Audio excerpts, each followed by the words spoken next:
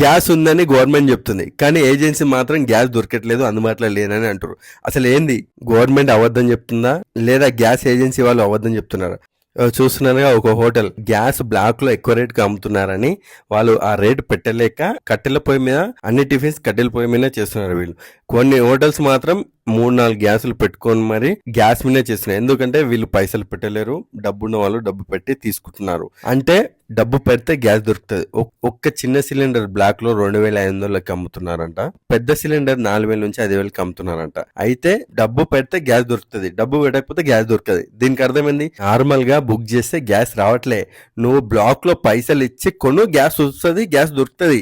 ఎందుకంటే ఏజెన్సీలు బాగా పడతాయి. బ్లాక్ లో పెట్టి కొంటే ఏజెన్సీలకు ఎక్కువ డబ్బు వస్తుంది, నార్మల్ గా బుక్ చేసి ఇస్తే మీకు ఎక్కువ డబ్బు ఏజెన్సీ వాళ్ళకి వస్తలేదు, దాని వల్ల గ్యాస్ దొరకట్లేదు.